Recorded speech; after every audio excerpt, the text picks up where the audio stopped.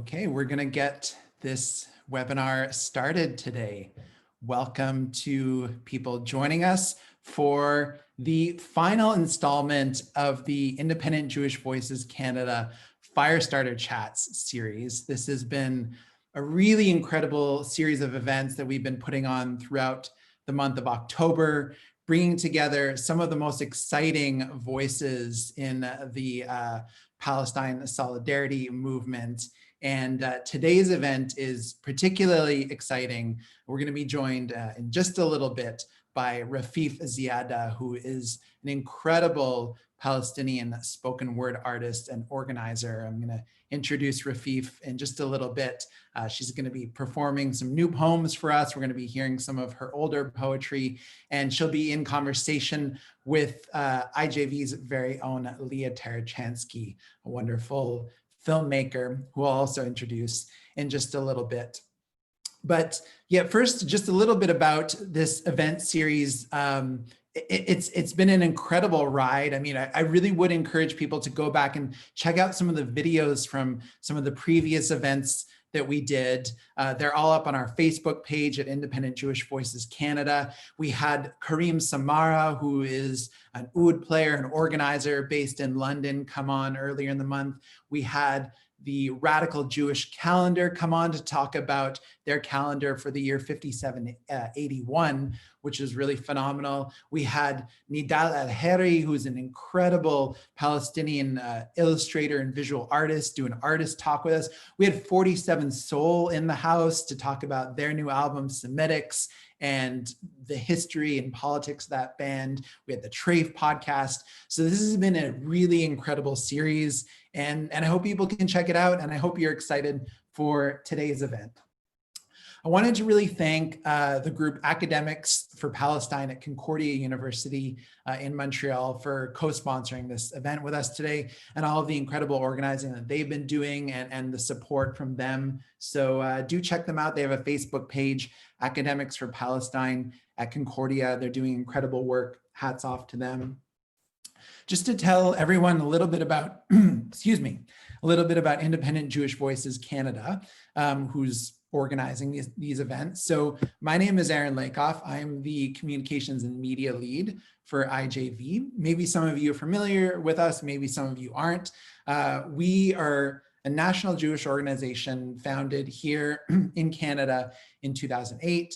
And we were the first national Jewish organization to endorse the Boycott, Divestment, and Sanctions campaign against Israeli apartheid. And the BDS work is and remains a large part of the work we do. So we are, of course, a Palestine solidarity organization, but we do a lot of work, of course, here at home, fighting Islamophobia, fighting racism, white supremacy, anti-Semitism. We do Indigenous solidarity work. I would really encourage people to check out our website if you're interested in becoming a member or a supporter. If you want to sign up to our newsletter, it's all up at ijvcanada.org.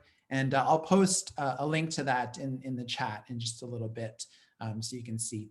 I should also mention that we're doing this event today on Zoom, but we're also streaming live on Facebook. So if you're joining us live on Facebook, welcome. There will be a Q&A in this chat with Rafeef afterwards. So we'll be inviting people later. If you want to ask a question, if you're watching on Facebook, you can drop a question into the comments and we can also get to it that way.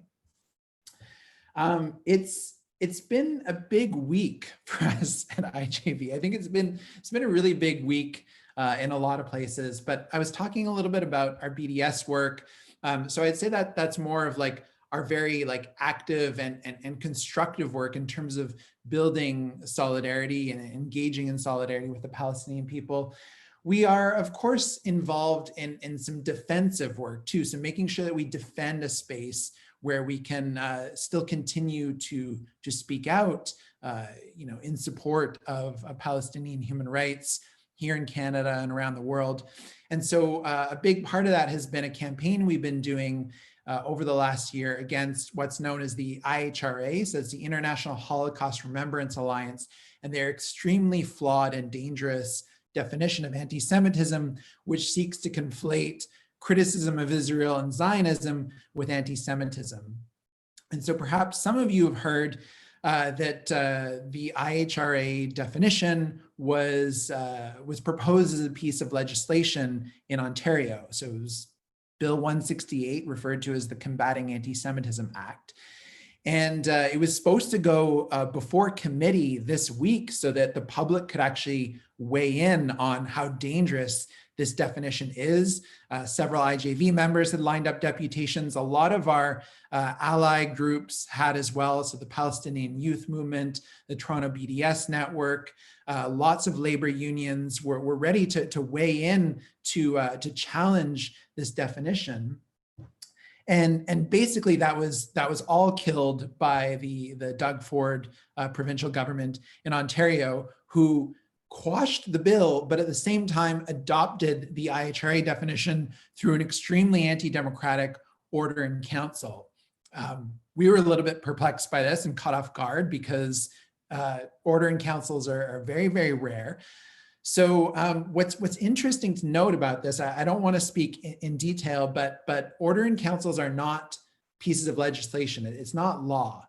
And what's interesting is that the examples that are given in the IHRA definition, which are very, very dangerous, were not included in the order in council. And so this has to be seen, I think, in some ways as a victory. The government is clearly scared of the massive opposition that we are building to this. And just to say there's going to be more coming very, very soon. But at the same time, it is a very difficult time and a very chilling time, and really important that we start to educate ourselves about the IHRA and stand up against it. So with that being said, I wanted to invite people to another webinar that we're going to be doing with a few of our partner organizations, the Palestinian Youth Movement, the Toronto BDS Network, and Faculty for Palestine. And this webinar is called Israel as a Racist Endeavor, Unpacking the IHRA. So this is exactly what the IHRA definition is trying to stop. They do not want you to say Israel is a racist endeavor. That is considered anti-Semitism to them. Of course, we know that Israel, since its inception, has been filled with systemic racism to displace the Palestinian people. But we must continue to defy definitions that seek to conflate anti-Semitism with criticism of Israel and Zionism. So again, that webinar is going to be this coming Monday, November 2nd, 6:30 p.m. Eastern time. So I'll post a link as well in the chat, and you can go ahead and register for that webinar. And I really do hope that we start to build a really powerful and strong movement where we can not only fight anti-Semitism, but also fight against anti-Palestinian racism, anti-Arab racism, and defend Palestine solidarity. With that also being said, Independent Jewish Voices just launched our annual fundraising campaign this week.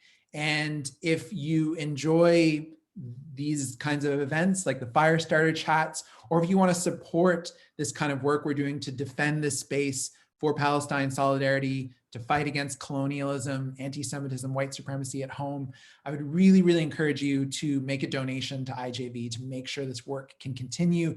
We need to raise $50,000 during this fundraising campaign. It is no small task, but luckily we have a lot of amazing supporters like yourselves who we can rely on. So you can go to our website. Again, it's ijvcanada.org/donate, and you can make a donation today. It will really, really help us out. So with that being said, I want to launch into this event today and introduce our speakers. I'm going to introduce Rafeef Ziadah, and I'm gonna read Rafeef's bio, but then I'm going to just share a little bit of personal anecdotal stuff about Rafeef, because Rafeef has been a huge inspiration in my life, and I think in the lives of a lot of people engaged in Palestine solidarity these days. And I'm really, really honored that she can be with us today. So, and Rafeef, I'll invite you to turn on your camera as well. And Lia, if you want to turn on your camera too. So hi, Rafeef. Hey. So Rafeef is a Palestinian spoken word artist and human rights activist based in London, UK. Her performance of poems like We Teach Life, Sir, and Shades of Anger went viral within days of its release. Her live readings offer a moving blend of poetry and music, And since releasing her first album, Rafeef has headlined prestigious performance venues across several countries with powerful readings on war, exile, gender, and racism. We Teach Life, her second album, is a powerful collection of spoken word with original music compositions, which she brings to the stage with Australian guitarist and We Teach Life producer, Phil Mansour. Rafeef received the Ontario Arts Council grant for the Word of Mouth program to create her debut spoken word album, Hadil. She regularly conducts spoken word workshops with the aim of empowering expression through writing and performance, and she was chosen to represent Palestine at the South Bank Center Poets Olympiad in 2012.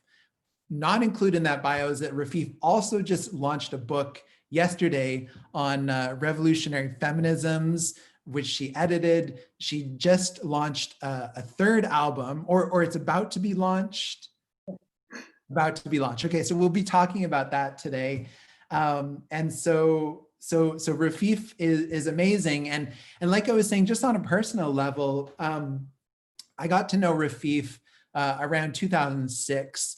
And this was at the time of the inaugural BDS launch in Canada. So this was a conference that happened at OISE in Toronto in 2006. And I'll never forget the keynote presentation at that performance. It still goes down to this day. Like, I get chills even thinking about it, because it was by far the best panel discussion, the best conference I'd ever attended.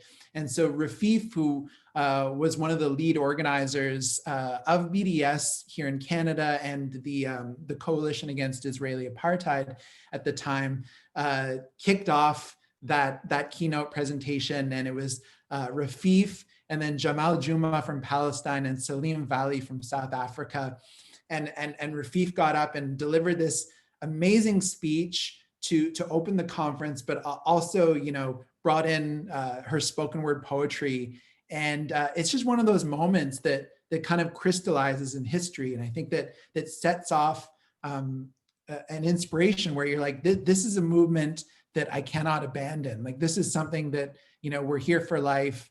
And it really strikes to the core of, who we are as humans, what we want to be doing to build movements for justice and peace in this world. And, I think it's safe to say that I wouldn't be doing the work that I'm doing today if it weren't for that kind of organizing that Rafeef did in those years around 2006.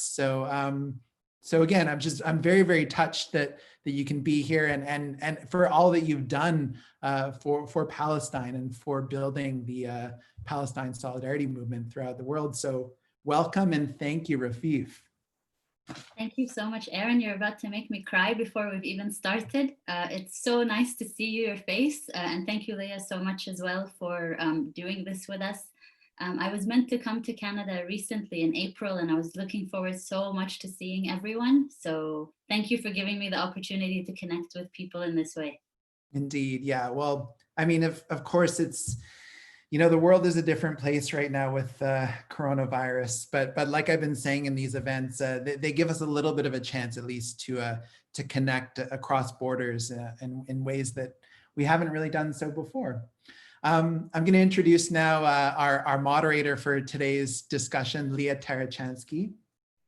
And Lia is a member of IJV in Toronto, and also an Israeli filmmaker and the former Israel-Palestine correspondent for the Real News Network, where she produced short documentary-style reports exploring the context behind the news. She's directed several documentaries that tackle different aspects of social justice struggles in Israel-Palestine, including On the Side of the Road, and I'm blanking on the name of the other one, but it's a fabulous documentary about African refugees in Israel that is, I think, a must watch, really, to understand the state of fascism and racism within Israeli society. And Lia's work has frequently been featured in publications such as 972 Magazine, Mondoweiss, USA Today, Al Jazeera, and Huffington Post. Also, Lia is a spoken word poet herself, which I did not realize when I asked Lia to do this. And upon learning about Lia's history as a spoken word artist. I couldn't think of a better person to moderate this discussion. So thank you, Lia, for being with us today to moderate, and I'll turn it over to you. Damn, he's gonna make me cry. I'm just a moderator. Woof. Okay, Aaron. I don't know yeah. Whew. Okay, let's go. So you got to share a little bit of a personal history with Rafeef. I met Rafeef about 12 years ago when I first came to Toronto.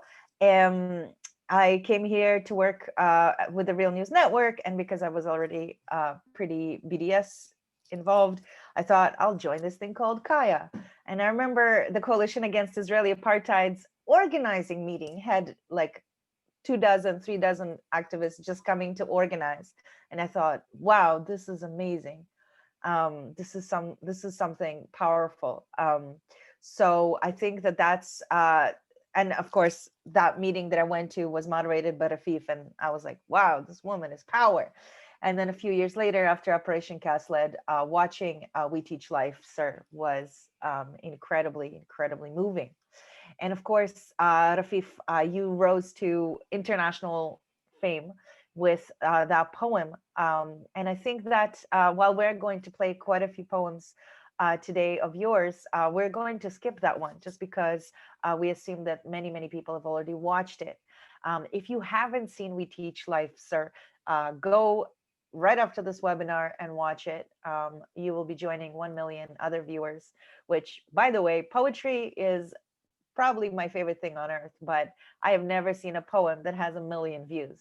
So I would just like to start, we're going to get into some context, we're going to get into some more details, but I just wanted to start with that. Like when that poem came out shortly after the Operation Cast Lead, 2008, 2009, you wrote it in response to something very specific that was happening, and you wrote from the heart, you performed from your heart, and it touches. And I was just wondering, what was that like when you put that poem out there and it just blows up around the world? It was very strange because I had no idea that would happen. As you said, poetry is not, mainstream. Spoken word about Palestine is certainly not mainstream. So I did the performance in London at the time. The poem was actually written in Canada, but I did the performance when I first moved here, and I was heading into an academic conference right after, where I didn't have internet, I didn't have my phone, and I wasn't even thinking about it. And by the time the conference finished, there had been 500,000 views already, and people were talking about it. It was very strange. I honestly had no idea how it happened, and I'm so glad that it touched people in the way that it did. I still go to conferences and places, and people say they've seen that poem. I think because that moment was so tiring and exhausting, where that poem came from. We really had been up all night long practicing how to have this press conference. And when the journalist asked, why do you teach so much hate? There was so much racism in that question. And that question gets asked all the time, and it's so normalized. But if you think about it, if people just take a second to think about it, it's such a racist question to decide that an entire population doesn't love their children or teaches hate. I think that's the epitome of racism and how it functions. And I think because I just responded honestly, and I couldn't respond honestly in the middle of the interview. I had to put on a smile and be all polite. But the poem was my real, honest, visceral answer. And I think hopefully that's why it touched people. Yeah, and while I'm not at all comparing, obviously, but I get that question all the time. Why do you Israelis teach your kids to be monsters? And it enrages me. And obviously, it's not at all the same thing. But I did want to say that when I heard that you and I are going to be together on camera, I was really surprised, because I think that even though I would assume we agree politically on a lot of things, it's a political stance for you to agree to be moderated by an Israeli. And I was just wondering how you respond to that. I think there's a very, very big difference, and we always have to remember to make the distinction between Zionist movement and an anti-Zionist movement. I don't believe everybody who happened to be in the state of Israel is against Palestinian rights. And I think that's the political distinction is a really important one to make, because in the mainstream media, we are so dehumanized that it becomes like as if all Palestinians are one and all Israelis are one. What we need to distinguish is one's political stand. And I think boycotts, divestment, sanctions movement in that sense gives me a very important litmus test of who I work with politically. So if you believe that the occupation needs to end, that Palestinians deserve equality and the right of return to our lands from which we were expelled, that is a good political standing. If you don't believe in my right to return and consider me subhuman, then we don't really have much of a grounding to work on. Sure. And you said a lot of your poetry comes from a place of exhaustion. And I think if I may be so bold to venture and guess, that exhaustion, the way I hear your poetry, it doesn't come from a place of I'm tired of doing this work. It comes from what I hear to be a place of I'm so tired of the hypocrisy of this thing. The hypocrisy of this thing is so exhausting and so enraging. I don't know if I can do it anymore. But at the same time, your poetry is also full of, I would say, not necessarily an argument, but a kind of stance, a defense. It's also full of very uplifting, beautiful, hopeful messages as well, and obviously poetry. I was wondering, from what place do you write from an emotional place? Do you write when you want to make an argument? What are some of the ways in which you write? Oh, that's a tough question because the easiest answer is all of the above. There's moments that really push me to write. A lot of it is from a place of anger as well. And that's why Shades of Anger became the poem that it is. And quite often we're asked to mediate our anger. Arab women are always portrayed as angry. And I wanted to reclaim that anger and say, actually, the weird thing is that you're all not angry about what's happening in the world.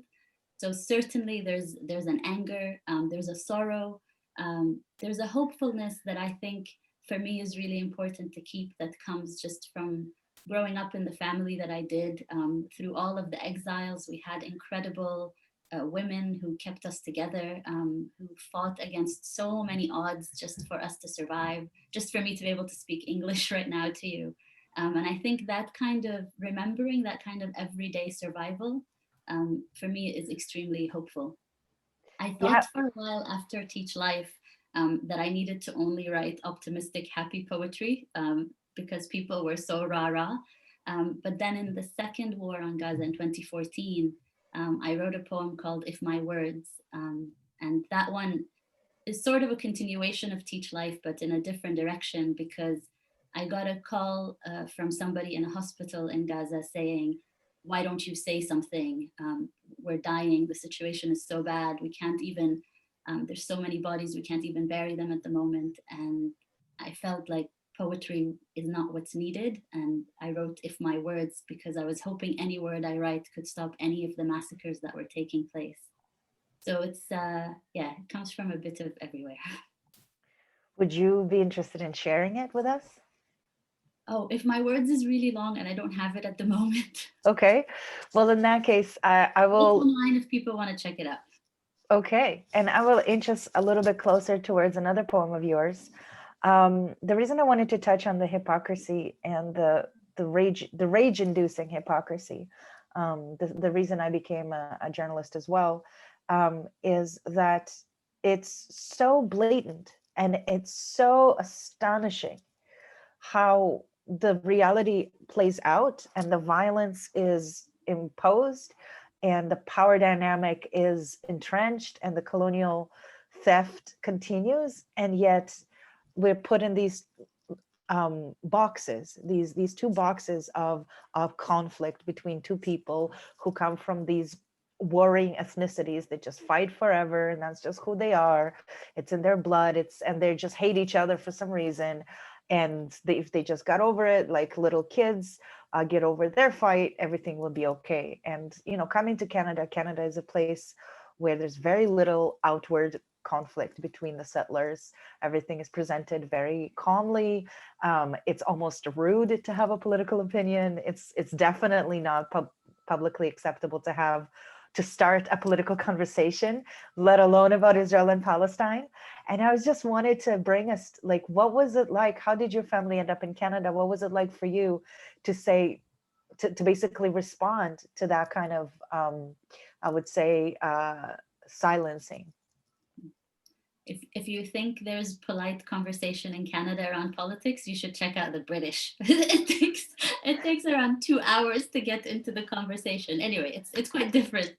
I'm not sure where to start because I grew up in multiple exiles. Before even getting to Canada, I was in the US. Before that, I lived all around the Mediterranean.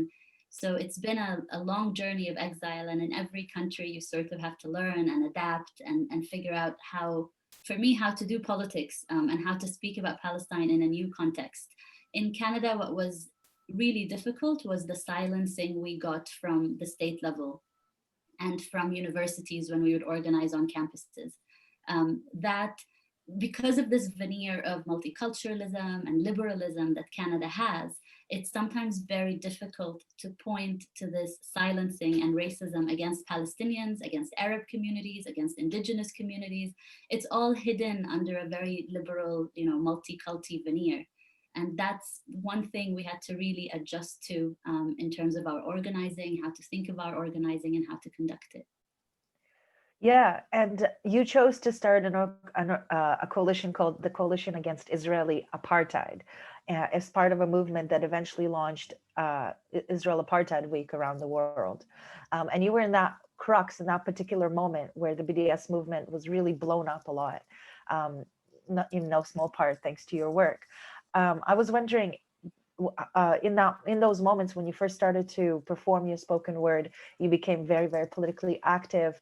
Could you talk a little bit about the intersection between what you were experiencing as an activist, what was going on in Israel, and how that expressed itself in your words as a poet?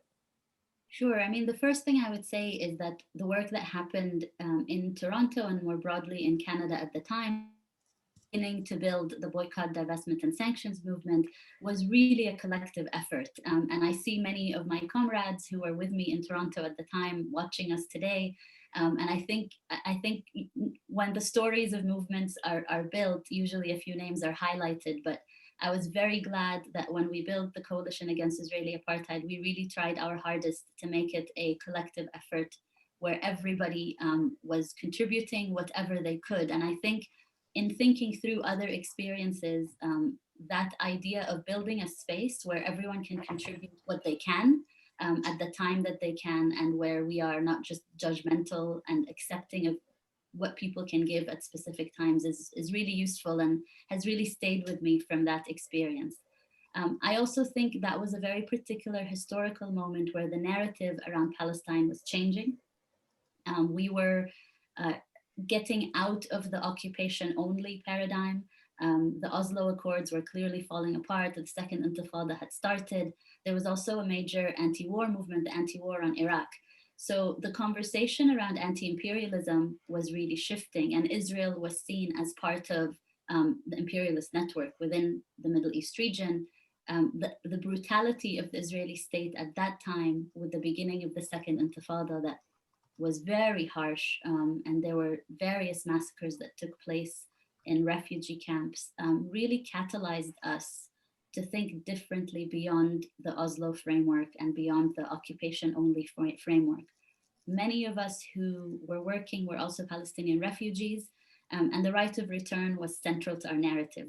The right of return had basically been robbed from us in the occupation narrative, because that was just, there's two warring sides, and if they could just end the occupation. The ethnic cleansing of Palestine was erased. And when I say the ethnic cleansing was erased, that's like our lives, our history was erased. So in reclaiming that and putting forward a new narrative around the state of Israel as a settler colonial state that was built on systemic racism and ethnic cleansing of the Palestinian people, we were reclaiming our voice and our history. And I think, again, because of that very visceral honesty that was coming through at that moment, we were able to build a coalition that was successful in various ways around holding Israel to account, but also more importantly, poking at that veneer and that facade of liberalism that Canada has, where it's one of the strongest supporters of Israel, yet it talks about human rights on the international scale. 100%. And of course, the struggle against colonialism here as well echoes so much of what's happening over there.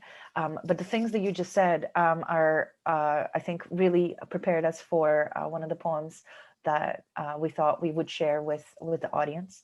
This is from your second album. It came out roughly around the time that we're talking about here. Before we press play on chronologies from your second album, We Teach Life, is there something that you wanted to say to prep the audience, or we should just go with it? No, it's okay. It fits in well. So I'm just pulling up chronologies, so it'll just take a second. And we're also going to post it on the Facebook link as well. I'm doing that right now. Okay, here we go. I found it.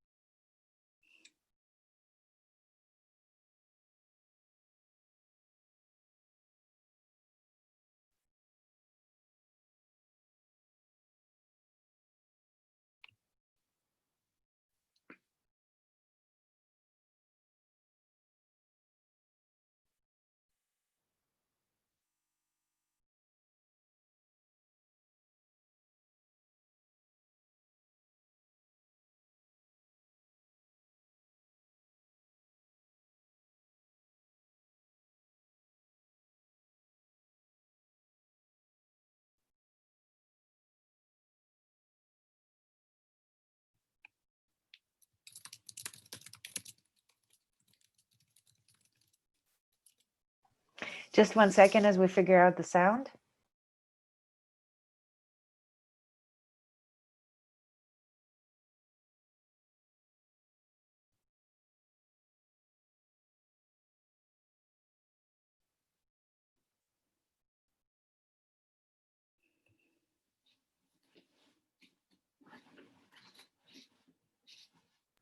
I'm gonna pause it right there. I apologize. I'm just getting some messages that people aren't hearing the sound on the video. Are people hearing the sound on this video?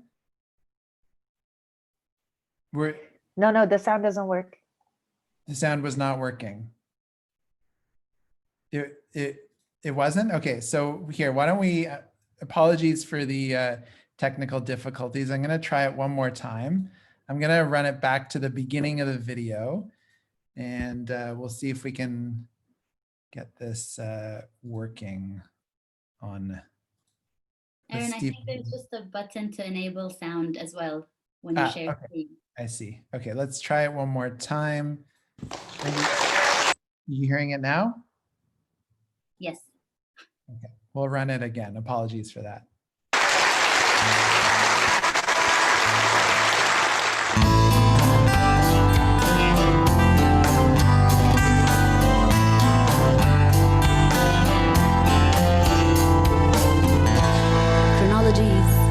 Chronologies, chronologies, chronologies, chronologies with no purpose. Chronologies, chronologies, chronologies with no purpose. Just dates upon dates and dates to remind us we once existed over there. Chronologies with no purpose. Just dates upon dates to remind us. Years have only become names for massacres. 48, 67, 20-something, and we're still waiting. The dead are numbered, listed, graphed, mapped, and clustered in phosphorus. Our dead are numbered, listed, graphed, mapped, and clustered in phosphorus, wrapped neatly in a statistic for your evening news. 20-something and waiting. Long enough in visa lines to carve out a home of fake smiles and documents. To know that I'm from there and unwanted anywhere else. The there they accuse us of. The there told in stories, in shelters, in Beirut by grandparents. Voices trembling, voices trembling, voices trembling. Not knowing if they will ever see there again.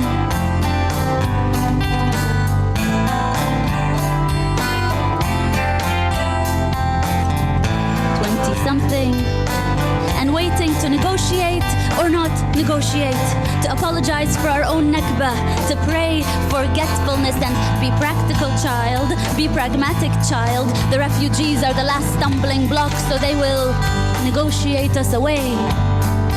They will never let you return, child. They will never let you return, child. As if I need their permission to be from there, or had a choice to be from somewhere else. 20-something and waiting for another boat to break another siege, for mothers to make miracles, raising children only on water and lentils and no shoes for school, for some to let us be human and work, others to just let us be, to just let us be Palestinian and return.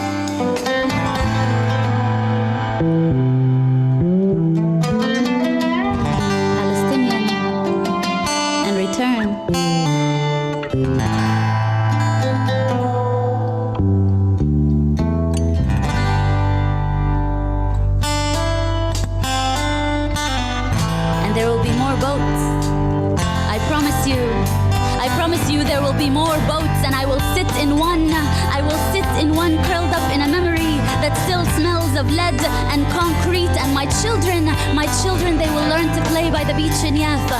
My children, they will learn to play by the beach in Jaffa, and they will tell stories. They will tell the whole world stories of how long we waited, just how long we waited to get back there. 20-something, and we're still waiting.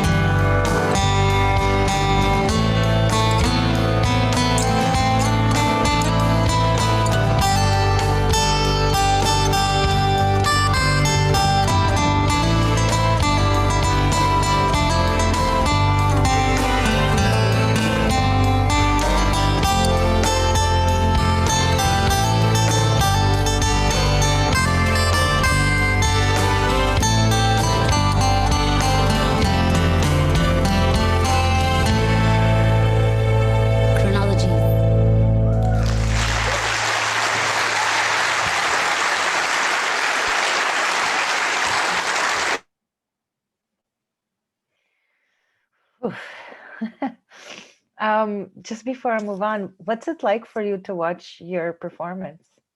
Super strange. Yeah. I feel it's very weird nowadays because I teach online and my whole life has turned online. So it's a bit strange to be seeing ourselves reflected to us all the time in this way. I also had much shorter hair back then. That was a few years back. Yeah. There's so much in that poem. There's so much in that performance. But we have a question from the audience that I think would fit quite well here. It's from an audience member called Ahlam Hassan, and he's wondering, what is the preparation like for you before you perform your poetry, and what the first 24 hours are like after you've performed? Ooh, so usually when I'm performing live, it's when I'm on tour. So it's quite a hectic schedule where we're moving from one city to the next city, and we have to try and get into the theater in like 3 hours for sound check. And most people don't understand the mixing of poetry with sound. So our sound check actually takes quite some time because the music needs to be backing the words. In that time, I try to focus as much as I can, do my sound check, go and sit alone, and prepare and go through my set list. My set list changes with every performance. It also depends on what's happening politically. Sometimes the set list might change. My one trick that I do before getting on stage is I listen to a lot of Muhammad Ali boxing videos before he was gonna go on, because that pumps me up.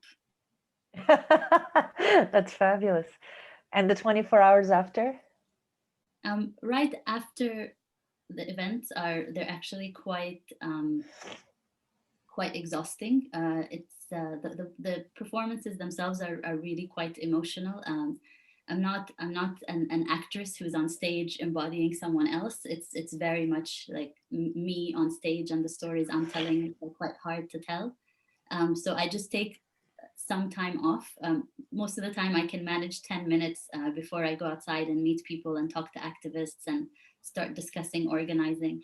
And the sweetest thing that always happens, which like I live for that moment, is a lot of Palestinians from the Nakba generation will come up to me and say, thank you for speaking. Nobody's ever heard our stories. And if my poetry can do anything just to keep their story alive and what they went through, then I'm happy. Well, it certainly touches. You know, like so many Palestinian poets, you write about place and belonging and there and here. And that was so profound in this particular poem we just heard. And you mentioned yourself living in so many different exiles. So I was wondering, maybe a little facetiously, what do you answer when someone asks you, where are you from? You're not the first one to ask me that question. A lot of people ask it because I am from many places, but I always say I'm Palestinian because that's the place that, if you want to put it very academically, that's my imagined community. That's what I grew up knowing as home. And I think what you grow up knowing as home is a lot more important, and feeling as home is a lot more important than just your physical location. Many people are born in geographies that they choose, that they don't want as their home, and move to different places. I think it's more about that choice, and the fact that we Palestinians were robbed of the choice to be in our geography, to be on our land. We were dispossessed from our land. And I think that makes it even more important to say, I do come from this community that was ethnically cleansed and pushed off of our land. 100%. But speaking of geography, I mean, you started to do spoken word in a very particular place in a very particular time. It was the time where Canada was on the front of the world stage of spoken word. You had people winning world spoken word competitions like Ian Kateko and Prufrock, Shadowrunner, and Brando Witt, and Mo Clark, and Debbie Young, and Akena Nyangbula, and all these incredible performers who were spoken word artists. Most of them were either immigrants themselves or born to families that came here recently and were poets of color. And I was wondering, when you were starting to perform spoken word, could you talk about that context, that energy of being surrounded by now world-winning poets who are choosing this particular form of performance? Absolutely. If I wasn't in that context, I would not be doing spoken word poetry. I wouldn't even know what it is. I mean, I grew up with the Arabic tradition of, poetry that is spoken on stages. I knew how to read Mahmoud Darwish poetry before I could even speak properly, and I could recite it, with half my teeth missing. So that poetry and writing and the act of storytelling was central in my life. But what I saw both when I was living in New York and then later in Toronto was the extraordinary power of performance poetry. And these poets, most of them poets of color, most of them first generation immigrants, speaking about racism and war and militarism. It was the most empowering thing. And I remember going into the Nuyorican for the first time in New York or at different venues in Toronto, and literally my jaw would just drop that somebody could be speaking about politics so beautifully and in such an engaging way. I still am in awe when I see performance doing that, and when I see what it does to audiences as well. The reason I love spoken word is it's not just the beauty of the craft itself and the writing, but that it really comes as a rebellion against page poetry and saying that poetry needs to be for the people, it needs to communicate something. And it's in that act of communication that why I really chose this form. That's why this whole virtual world is a little bit strange to me. And to be launching a new album virtually is extremely strange. I mean, when we were launching 3 Generations, we had tours organized, almost 6 months worth of tours organized. And we were about to get on the plane to go to New York and then to Canada, of course, in April. And then COVID shut everything down. So I'm feeling that like deprivation from the audiences, it actually really makes the poems themselves actually quite different because it is an interactive form. Sure. And I think that people might not realize the place that poetry takes in Palestinian society. It's very, very different from the West. If I could compare it, maybe it's similar to Iran or Russia. In those cultures, poetry is something much different. It's much more prominent. It's kind of like a prophecy, a prophet, a person that brings it together. And I was wondering if maybe you can share a little bit, growing up with Mahmoud Darwish playing, of course, reading his poems, those performances incredibly famous. Rafeef Ziadah, other kinds of Palestinian poets who are quite prominent, Samih al-Qassem. Could you talk a little bit about the place that poetry and especially the performed poem plays in Palestinian society? Thank you for that great question. And I actually wanted to also thank Erin and Independent Jewish Voices Canada for organizing these series of talks around art.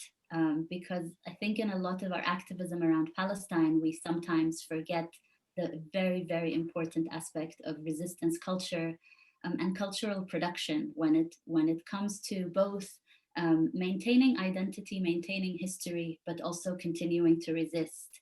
Not just the nostalgia of the past, but it's actually a lived moment right now. And there are many Palestinian artists and I often ask people like, how many Palestinian authors have you read? How many Palestinian musicians have you listened to? And if you're in solidarity with Palestinians, like engage with that art that is coming out. And it doesn't just have to be from the politics of Palestine. There's wonderful mixing of genres that is happening right now. That I think it engages us with Palestine in a very, very different way. It's not just, the lectures and the books, but I think if we think of ourselves and how we become involved in movements, each moment has its own speech or its own poem or its own song that's associated with it. So for me, that part is really important, and I speak about it quite often. And that's why I was so grateful actually when Aaron invited me to do this, and he said that it was about arts and people speaking about their art, which I thought was remarkable. This never actually happens, that someone asks Palestinian artists to speak about their art. So thank you for thinking through this and doing it in this way. Poetry for me, and I think for many Palestinians, was a mode of survival. Palestinian culture, like Arab culture, is a very oral culture. Storytelling was a central part of how people communicated. Storytellers have a beautiful gift to be able to tell stories and repeat them. Unfortunately, it's a dying craft nowadays because it's not as visible as before. And certainly with the Palestinian national movement, there were poets that really crystallized the meaning of being Palestinian, as well as the meaning of Palestinian resistance. And I don't think you understand Palestine or the struggle for a free Palestine without really engaging with these authors like Ghassan Kanafani, Mahmoud Darwish, Rafeef Ziadah, everyone else, like even earlier writings by Lia Ziadah, who might have been more romantic writing, but actually talks to those specific moments in history. Yeah, and you are now part of a generation of very prominent, internationally renowned Palestinian spoken word artists. Of course, Rami Kanazi comes to mind, but even more so Suhair Hamad. And I had the enormous pleasure of interviewing Suhair about 12 years ago about her poetry. And since then, she has kind of transferred towards writing books. And I was wondering, in terms of being part of this generation of Palestinian spoken word artists, who do you read? Who inspires you? Oh, so many people. I love the work of Andrea Gibson. I think they are doing remarkable work. Suhair Hamad has always been an inspiration. Her work started me off on this path. There's a young Palestinian poet called Farah who was living here in London recently, and she's doing remarkable work mixing French, Spanish, English, and Arabic. So even the language itself is following our shatat and our exile. I think this kind of mixing will happen more often. I mean, one question I get very often is, why don't you write in Arabic? And I would. The thing is, I'm performing in exile, I'm performing outside. And like I was saying with spoken word, it's about being able to communicate. And also there's generations of Palestinians now who live abroad, who were brought up abroad, who may not speak Arabic. That does not make them any less Palestinian than someone who does. And that's, I think sometimes people forget about that exile also is a loss of language. And as much as I'd like us to keep it, I've met young Palestinians from Latin America, from the African continent, who don't speak a word of Arabic, but they know exactly where their village is on a map in Palestine. Sure. And just to continue on the place of Palestinian poets in Palestinian society, that not only are they, the kind of, I would even say semi-celebrities, would that be right to say? A little bit, okay. But they're also obviously attacked. And we know that the Israeli overt and covert forces have assassinated dozens of Palestinian artists, including poets. I was wondering whether you've been attacked for your words. I actually got banned from performing in Toronto high schools. I had a poem in one of my, a line in one of my poems that said, like my grandfather's smile before they stole his land. And one student complained and said that this was one-sided. And then there was an actual new regulation in the board that said any poets that came into schools had to be vetted. Like everything Palestinian, the kind of censorship that we face for just speaking is incredible. And I find poetry, though, to be another medium to be able to speak about Palestine, a different one, one that people may not be suspecting in. When you go to a political conference or a lecture by an academic, you're expecting, you sort of agree, and you're expecting to either agree more or disagree. But when you go to a poetry event, you're going with a different mindset. And so I think it does open up the conversation with audiences in that way. Sure. And you're also part of a... Besides like the petty harassment that you get after events when there's just jerks. Well, I wish you never had to deal with any of that nonsense. But just to get back, you're also part of a growing boom generation of Palestinian female poets. And of course, they were always there, but now we're seeing the proliferation of female poets. And I was just wondering, stepping into this incredibly, rich world of Palestinian poetry as a woman in the 21st century, what's that like? It depends on the location, I would say, because I think the experience of my sisters in the occupied territories or inside what is today called Israel is very different than what it would be for someone living in London or living in Toronto. I think if, the story of Dareen Taltour comes to mind, of course, that you post something on Facebook and you can be harassed because of it if you're a Palestinian citizen of Israel. I think in the West Bank, there's a thriving poetry scene. Many women are involved in it, and it's quite exciting, I think, the developments going on. I think when you're living outside in exile, there's a bit of that, disconnect with that you're not able to go home. You can't really connect with other poets in that same way, but you're also speaking to an audience that may not always understand the background or the history. So many things have to be explained, things that I would take for granted if I was performing in Palestine, for example. And then there's the added layer of harassment that you were speaking about. Yeah, I didn't actually bring it up, but I was about to. So thank you for lining that up for me. Working as a journalist in Palestine for so long, I noticed that whenever there were moments of intensified tension, that violence really played out on the body of women, not only because there's this added kind of aggressive energy in the air that is then, internalized by men, and they take it out on the women. But it's just every form of that violence, whether it's domestic or state, or harassment or words or physical attacks, it plays out on the female body more than anywhere else. And I was wondering if you feel that as well, if that's what led you to write the Three Generations poem that we're about to hear. Where did that poem come from? Three Generations is a very, very personal story about women in my family, but it's also the story of women in Palestine in general.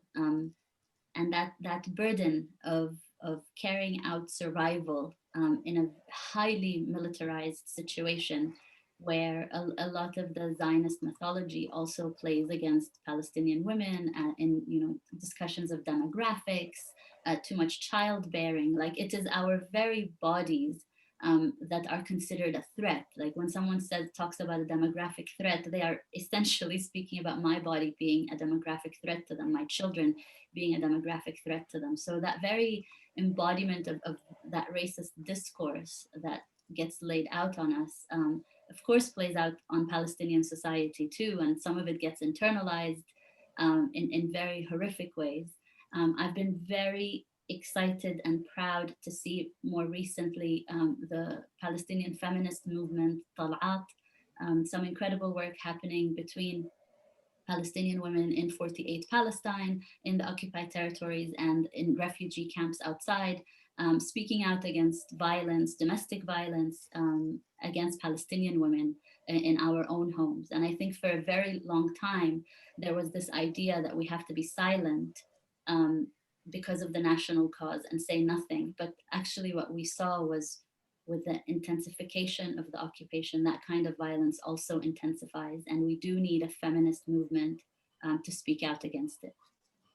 Sure. And like so much of your poetry, that kind of righteous rage and that kind of stance is intimately intertwined and braided with incredible hope and resilience that says we are alive. And I was wondering if Erin, if you could play that poem so that our audience can hear for themselves.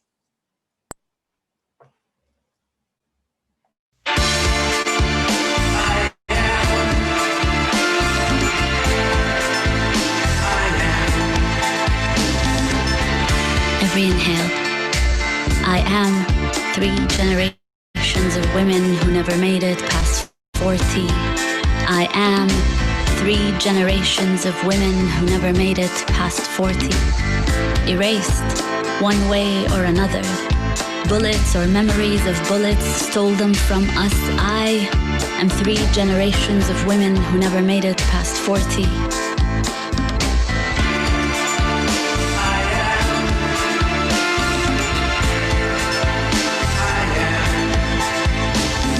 They were the wrong people, the wrong religion, in a state designed, exclusive, settled on earth and skin. I'm 3 generations of patching tents and homes, of picking up and starting new, suitcases and keys, of saving scraps because the siege might come, and it always comes, of sleeping on airport floors, of memorizing immigration questions and maps, of loving men too in love with their revolutions to really love, of loving men too in love with their revolutions to really love, of loving boys still wondering where home went, of marking funerals as loud as we mark weddings, of marking funerals as loud as we mark weddings, of debke like life depended on it, of joy and love against skies of steel, of joy and love against skies of steel. I'm 3 generations of women who never made it past 40.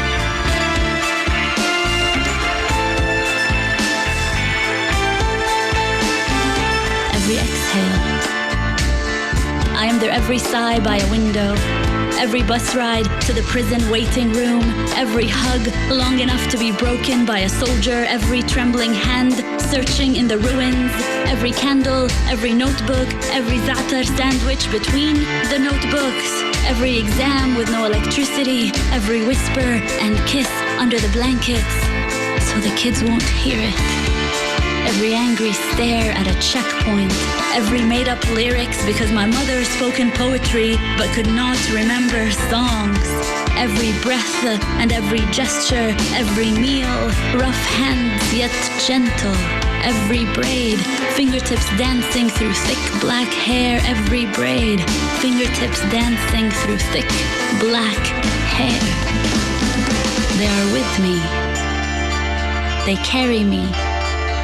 I am 3 generations of women who made it. I am 3 generations of women who made it. In my every inhale, in my every exhale, they made it. We made it. We made it. We made it.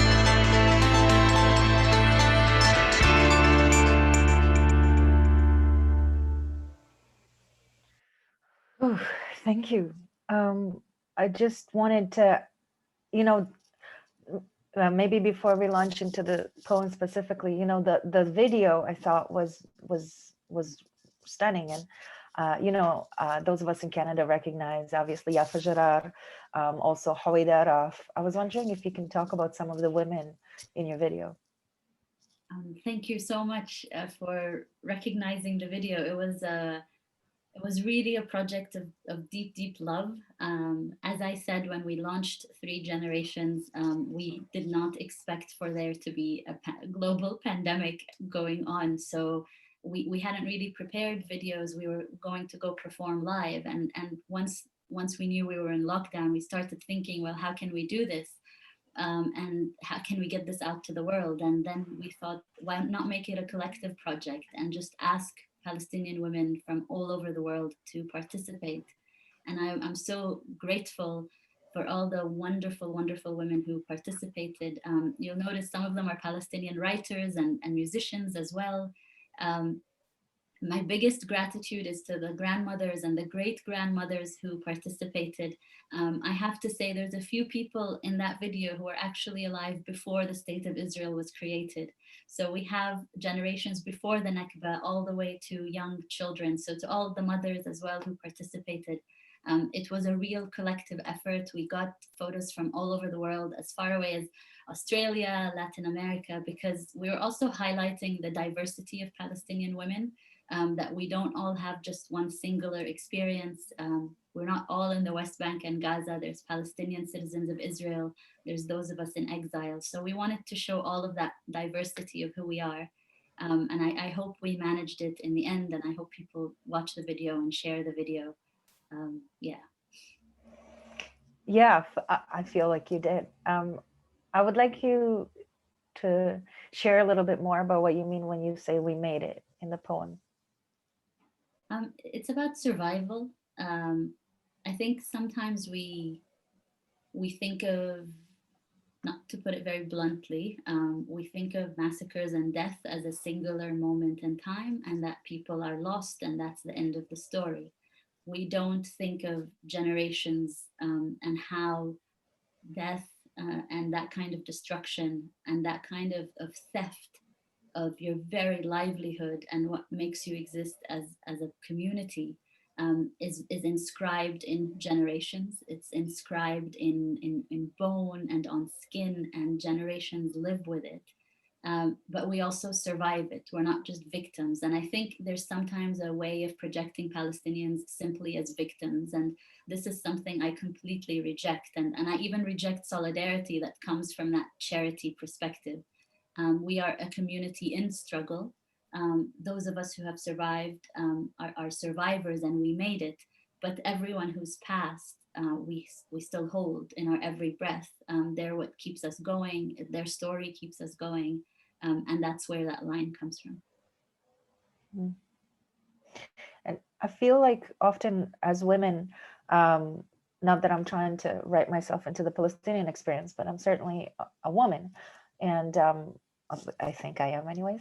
I think like as women, we are often robbed of the right to be angry in public, to be tired, to be exhausted. I feel like we're just expected that our resilience, because we give life, our resilience will be endless. And I felt in your poem that you're saying we are resilient, but we are fucking angry. And I was just wondering whether that was a part of it, and what that's like for you to give yourself the permission to express your rage. I feel like you just gave the motto to my life. We are resilient, but we're fucking angry. I feel like I should make a t-shirt that says that. That certainly runs through my poetry. Yeah, I don't know what else to say about it. Fair enough. Fair enough. I guess I'll just turn it to the audience at this point, because there's so much more. There's so much more that I wanted to know, and there's so much more that your poetry can give. There's really, I so encourage everyone, go, if you have iTunes, the albums are there. Go on rafeefziadah.net and buy the albums. Listen to them. They are so much more powerful than anything that we can say about them. If you have a question, whether on Facebook, in the webinar, or otherwise, please write your questions into the Q&A box. And we have a question right now from a man called John Sharkey. It's not exactly about your poetry, but he wanted to know what you think of the IHRA anti-Semitism definition, and what you think the best way to combat it in Ontario is. Thank you so much, John. It's nice to see that you're here. John and I work together in the Toronto Palestine Film Festival, which I'm very glad is still alive and kicking. It's one of the projects we started in Toronto around culture that I'm very happy is continuing.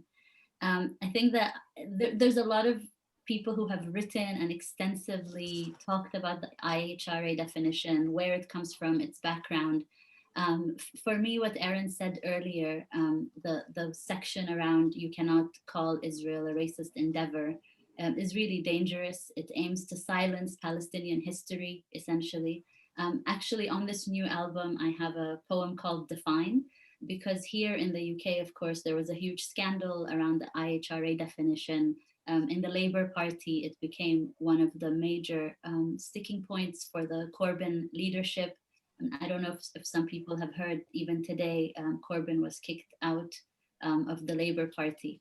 So I think it's part of a concerted effort to silence Palestinian activism. In part, again, I think, as Aaron said, it's because we have been successful over the past few years in shifting the conversation around Palestine, making it around settler colonialism, and the growth of the boycott, divestment, and sanctions movement has been very dangerous, I think, to the Israeli state. They very clearly set out to say we're going to have a delegitimize the delegitimizers campaign, and that was essentially a silencing campaign. And now it's bearing fruit in all of these definitions. Here in London, in the UK, in the middle of universities having major pandemic on their hand, while students are being locked into their dorms because they were asked to go back into universities and are facing COVID, the Minister of Education is speaking about introducing the IHRA definition in universities and enforcing it on universities, which would mean people who teach at a university would not be able to, explain or talk about Israel in those ways because of that definition. And I know there's a growing campaign among academics to show this for what it is, as an attack on academic freedom. And I think a lot of people are now starting to see that while this looks like an attack on the Palestine solidarity movement, it's actually a much wider attack on freedom of expression, on academic freedom. And I think building that kind of broader campaign that shows the dangers of how this definition will be used is really, really important. I don't live in Toronto anymore, so I can't give like nitty-gritty suggestions for how the campaign over there can operate. All I can say is I think people like Aaron and others who are on the ground will know very well different avenues. And I think that's a discussion to be had with you guys on the ground, with the different groups, trying to develop the widest campaign possible to combat this. Leah, I think you're on mute.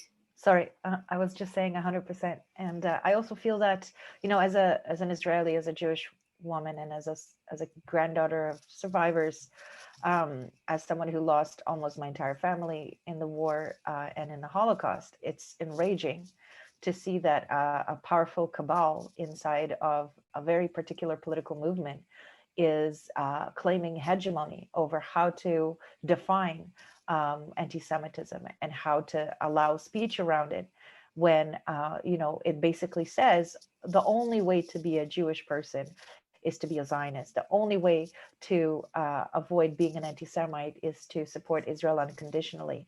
And those kinds of silencings are also tragic towards the fact that it erases the diversity and the complexity of the Jewish world. I was really delighted to know that at Independent Jewish Voices, they've written quite an extensive piece on anti-Semitism, writing their own definition and making it very clear that just like any other kind of racism, anti-Semitism is primarily contextual. And so to say that it is always this and it is always that is flattening the experience of millions of Jews who were murdered.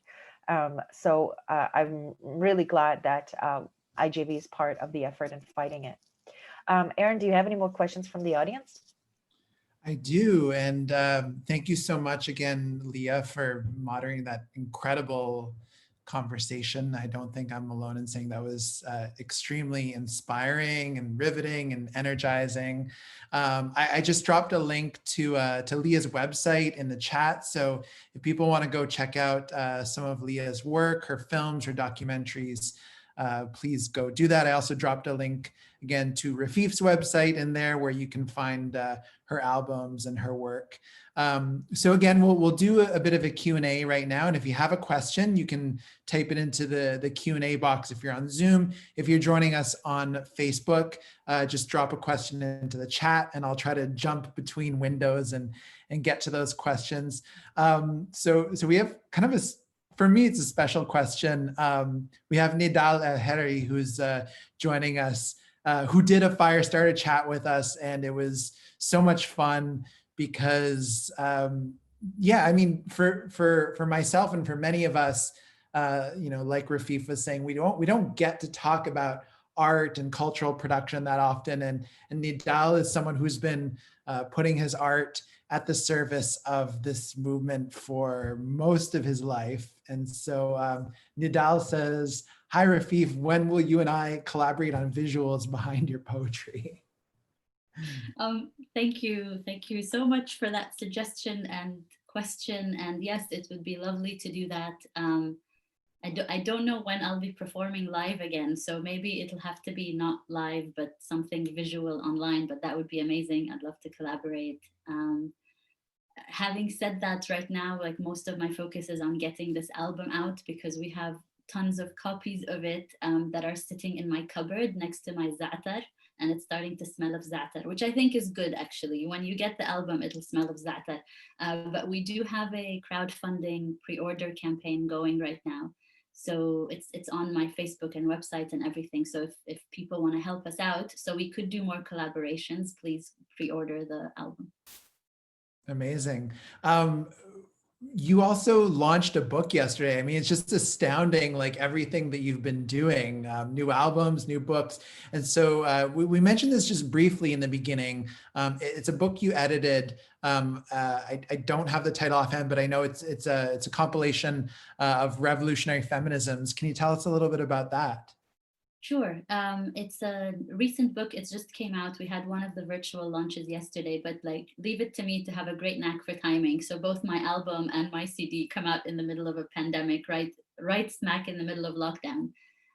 This Revolutionary Feminisms is a set of interviews and conversations we wanted to have with anti-racist, anti-capitalist feminists. So it's a set of 10 interviews where we really delve into the politics of revolutionary feminisms and why basically feminism without anti-capitalism means nothing. We also talk about current moments within the UK. We were doing the interviews around the time of Brexit. So we speak around Brexit and racism. There's a section around abolition feminism where we've interviewed Angela Davis, Ruthie Gilmore, and Avery Gordon, which is a really timely set of interviews for today with everything that's happening around Black Lives Matter. So it's published by Verso Press and it's just out. So if people are interested in conversations on revolutionary feminisms, it's really, we wrote it with my co-editor, Brenna Bandar, as a tool for movements and as a way of discussion, because we felt there was a lot of historical amnesia around the work of anti-capitalist feminists, especially anti-capitalist feminists of color. And we wanted to bring that to the front and have those conversations around continuing activisms of how did they work back then when you were organizing and what is happening today. Amazing.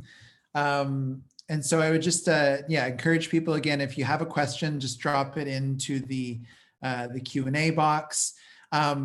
There's been some really lovely things said in the chat. One thing I wanted to kind of pull out in particular is Kamal, who's joining, says, thank you for reminding me of my Palestine. They're continuously erasing our heritage, especially the new generation in exile. So again, just like a testament, I think, of how your poetry is able to reach people.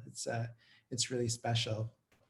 One question I actually wanted to ask you myself, and again, this is kind of going back to the work that you started in Toronto in the mid 2000s, and really helping to launch the BDS campaign in Canada. And so when I think back to that time, it was interesting because again, that founding conference, there was all of these breakout groups. And so it was really inspiring at the time. There was a students group and there was an artists group and there was, working groups based on, like a labor group too, faculty group. So it was really kind of, I don't want to say sectioned off, but well organized in terms of your occupation or your positionality and how you could engage in Palestine solidarity. And in fact, I even remember at the time, it was really inspiring to see Kaya members, that's the Coalition Against Israeli Apartheid, showing up, for example, at anti-poverty rallies, like the Ontario Coalition Against Poverty, who was very supportive of the BDS movement from the beginning, was engaged in anti-gentrification, these movements to protect low-income housing in Toronto. And you guys were making those links, which I found incredible. And so what I wanted to ask you is, now that we are 14 years, well, we're 15 years from the original BDS call in Palestine, which was launched in 2005, 14 years from the call in Toronto. And if I'm not mistaken, I think that Toronto was really like one of the first big cities to like pick up on that solidarity work. And I'm curious to know, from your vantage point, I know you haven't been in Toronto or in Canada for a while, but whether you want to talk about London or just globally, what do you see have been some of the biggest successes in your mind of the BDS movement over the last 14 years? Yeah, I remember when we were in Toronto and that Reut Institute thing came out about the hubs of delegitimization, and Toronto was on there, and we were so proud that we made the list as a hub of delegitimization. And it was very strange. People sort of don't understand why Toronto was one of those cities. And I think it had to do with the fact that there was a large number of us who had critical politics, who were Palestinian, but also from other organizations around the city, who were very committed to a radical politics that was of Palestine, but beyond Palestine, that took solidarity, but also anti-poverty, refugee rights, and anti-imperialism seriously, as all of them stand together. And I think that really helped us to build broader coalitions. I think that the openness to various sectors was also really important, because sometimes Palestine solidarity is siphoned off as this thing that only if you're committed to Palestine and know every single detail of every war, that's when you can get involved. But actually opening up and saying, no, this is a question of justice, and sort of breaking it down and making it welcoming for people, even as they're learning and changing, I think was a huge learning moment for me from all of that organizing. In terms of the BDS movement more broadly, I think there's so much to learn internationally from what's happened. There's been many inspiring campaigns. For me personally, I think one of the biggest successes has been the ability to shift the conversation around Palestine from being one of two equal sides to a conversation around complicity. And how do we speak about like Canadian government complicity or church complicity or trade union complicity? So turning that conversation from, oh, poor Palestinians over there, to how are you actually implicated in the continued injustice against Palestinians? I think that has been a real change that didn't come easily. I think nowadays people forget. I mean, when we first started Kaya, and even when we had that first conference, people thought we were mad. And I'm not talking about like right wing, I'm speaking about people on the left were saying, why on earth are you speaking about the right of return? That's just too radical. So where we were and where we have gotten to, I think is a real testament to all of the work people have done. Mm-hmm. In terms of some of the companies that have been targeted, I thought the campaign to stop G4S, which I was involved in here in London, was because it's a British-Danish company, was a very interesting campaign in terms of bringing intersectional struggles together. G4S is the world's largest private security company. So we were able to speak about their privatization of prisons, their privatization around immigrant rights and basically kicking out immigrants, and also what they were doing in Palestinian prisons. And for me, those campaigns that were really able to build broader coalitions have been the highlights of the successes within the movement. Indeed. Having said all that, I think we've lost the edge of surprise. I think when we first started, even the Israeli state didn't think that we would be able to capture the imagination and be able to hark back to that moment of the anti-apartheid movement. But I think we've lost that edge. And now, as you see with this IHRA definition and all the normalization projects that are happening, the signing of the deal with the United Arab Emirates and Bahrain, the Trump plan, there is now a concerted effort to push back any kind of Palestinian claim to self-determination.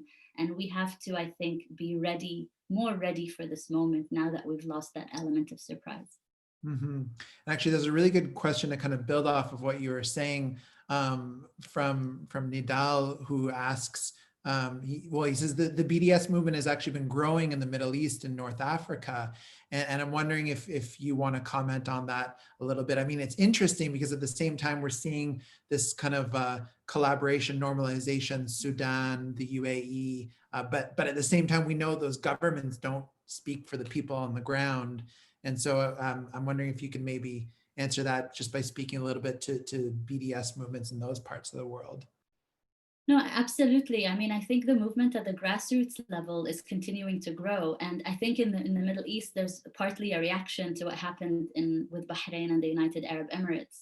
I don't know if people saw, there was the Arab public opinion, the Middle East Public Opinion Index, and the anti-normalization bar is just all the way to the end on most states, Algeria being the top, Tahia Algeria. But there is, on the popular sentiment of the populations of the Middle East, Palestine has always been a central question that hasn't been shaken. And I think that's really tremendous if you consider the levels of authoritarianism that we have in the region. That, you know, speaking up against a state means that your life could end or you could be in prison for life. The fact that on a popular level, Palestine is still considered a #1 priority really is a testament to the Palestinian people, but also forces us to think of Palestine in the region rather than just as its own issue. I feel sometimes in the West, people forget that Palestine is in the Middle East and they think about it just in relation to Europe and Zionism.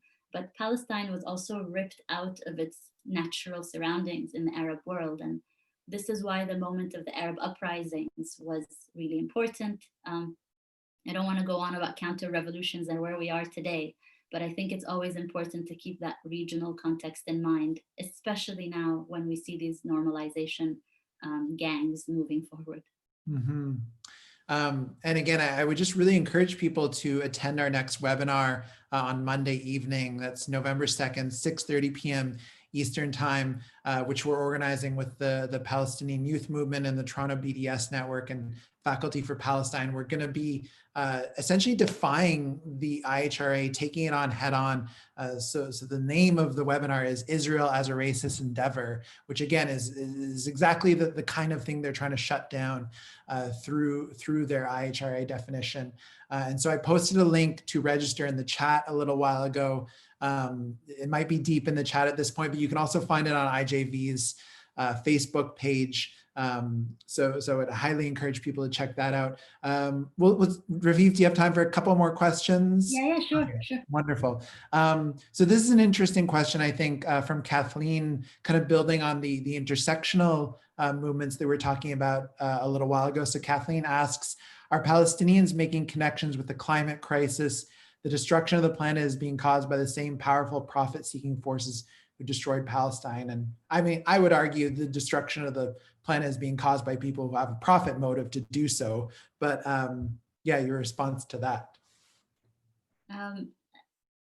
I mean, I would break that down a little bit because again, I don't think we should isolate Palestine from the rest of the planet, because climate change is affecting the Middle East in very particular ways as well. And also the Israeli occupation and settler colonialism has been an assault on land. We shouldn't forget that. Like, olive trees are being uprooted constantly. We may not hear about it. It doesn't make the news. We don't even hear about home demolitions, but the very destruction of nature is part of how settler colonialism operates. It's also part of how capitalism operates, the destruction of the planet. And I do think there are many groups in Palestine that are focused very much on the environment and definitely understand the situation with what's happening in terms of climate change. Now, there's a question around how to build inroads and explain within the climate change movement the situation in the global south more generally. I think here in the UK, we've had very interesting conversations around like Extinction Rebellion and how some parts of the climate movement understand relations with the police, for example. So I think there's deeper conversations to be had between the environmental movement and movements for indigenous self-determination. Mm-hmm. Indeed. So I think we have time, we have a couple more questions here. So this is a question from Suzanne, a bit of a personal question, but I think it's nice to ask people in these difficult times of COVID. Suzanne asks, how do you balance your art and your profession as a professor, home life with friends? It must be a challenge under today's COVID-19 conditions. Yes, it's especially a challenge when you're living under the Boris Johnson government as well, which doesn't know what they're doing and just keep putting, profit for companies over people. The amount of contracts that have been handed out to private companies in order to do test and tracing, and it hasn't gone well, has just been like starkly remarkable to see the incompetence of the government and how they've handled it. And I think the COVID pandemic has really, laid bare all the contradictions of how our society is organized, who is an essential worker. For me, I have to say, like, being somebody who's teaching at a university, I'm a little bit lucky because I can do my job from home. It is extremely strange and bizarre to have your home become your workspace, become your office, but I think that's what we're all going through. The other aspect has been just having to launch an album and having to launch books online, but hopefully with all your support, that will be okay. And I think it's made me connect with people in a different way. And my mother has discovered Zoom. Indeed, yeah, I have a standing Zoom call with my family every Sunday evening.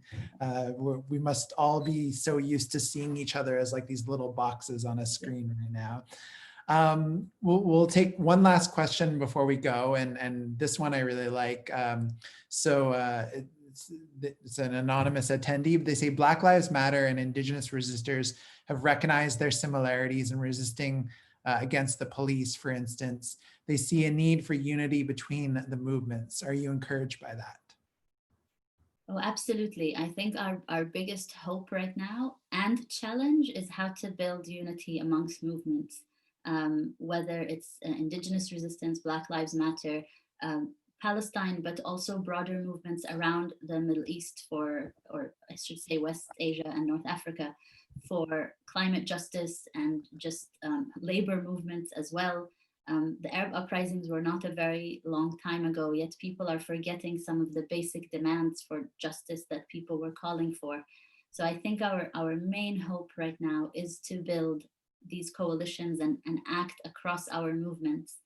I think the challenge is how to act respectfully while not putting your own movement first all the time, but seeing the interconnections between our movements. And that's not always easy, and it's a learning process. And I have to say, when we first started with the Coalition Against Israeli Apartheid, there was a steep learning curve for us in how to do indigenous solidarity as people who were exiled from our own lands, but were settlers in a new location.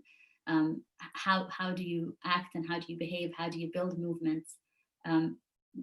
My biggest learning, I think, from that moment is to be patient and open with people, to give them the space to learn, but to be critical when need be around how to build that type of solidarity. Indeed, thank you. So with that, we'll leave it there. I want to thank everyone for tuning in to this fabulous webinar today. I want to thank Lia Tarachansky, our moderator, for facilitating this amazing discussion. Oh, Lia, you're still there. Thank you so much again. I thought you had to run, but no, I'm so interesting to listen to you guys. Okay. Well, thank you again. And your website is liatarachansky.com, I believe, if people want to check out your films. And thank you so much to Rafeef Ziadah for being our special guest today. Thank you for sharing your words, your videos, your inspiration. Thank you for reviving that spirit of the 2006 BDS conference. And thank you so much to for everything you do. Thanks so much, Erin, and thank you, Leah, and thanks everybody who stuck with us. Indeed. And we will be back hopefully soon with more events like this. I do want to remind people that it's our funding drive right now for Independent Jewish Voices. We are trying to raise $50,000 to continue this kind of work, to take on the pro-Israel lobby and to build a robust and strong movement in solidarity with Palestine. And so you can join that. You can donate by going to ijvcanada.org/donate, and follow us on Facebook, follow us on all the social media. You'll hear more about events like this soon. And until then, be well and free Palestine.